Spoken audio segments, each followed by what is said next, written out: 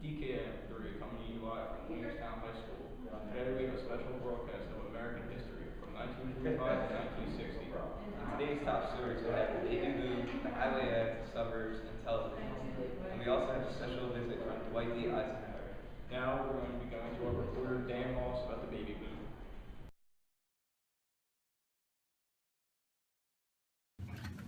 The baby boom was an economical triumph for America in the 1950s.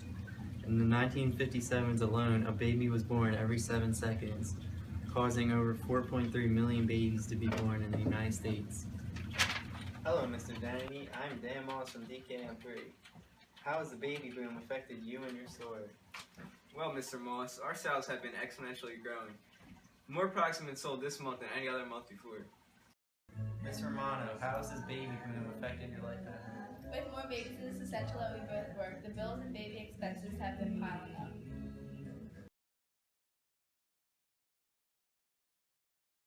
The Interstate Highway Act created 41,000 miles of road linking America together.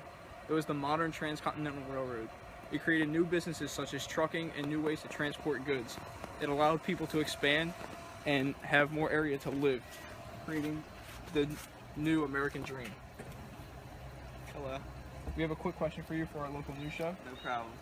How has the Interstate Highway Act created a benefit in your life? Well, actually, the Interstate Highway Act gave me the opportunity to move from cities to suburbs, and now it's easier for me to commute back and forth to my job. Do you prefer living in a suburb over a city? I like living in the suburbs, personally. Thank you for your time. You're welcome. Crowded cities and dusty farms, America before the 1950s. The 1950s introduced a whole new lifestyle. Suburbs became the most popular area to live in. 13 million houses were built in the 1950s, 85% of which were made in suburbs. This created the new American dream, a nice little house with a family of 4, maybe a dog and a car, plus a white picket fence. Levitt towns were American dream houses all in a row. William Levitt was America's biggest home builder. He built neighborhoods with extremely similar houses, all lined up next to each other. Suburbs like Levitt towns were the cradle for a generation of baby boomers and became the model for a middle-class bedroom community.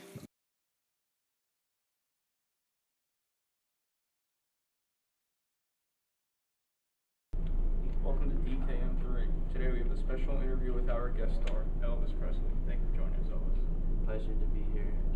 How do you think that mainly your music influenced the youth of the 1950s? My music helped kids be outside the box and follow a less traditional route than others. I read some things saying that money isn't important to you in life. Is that true? I'm grateful for my good fortune, and I have a simple taste. Money won't buy love, good health, or even happiness. So I believe it is true. Well, if money isn't important to you, what truly is? When I was a boy, I always saw myself as a hero in comic books and in movies. I grew up believing that this dream, I want to be a role model for kids around the country. Do you have any advice for young kids growing up and trying to make a future for themselves? I'll never feel comfortable taking a drink or smoking cigarettes. So my advice to the youth is don't get involved in things like this because it could put you away from fame and fortune. I'm trying to keep a level head.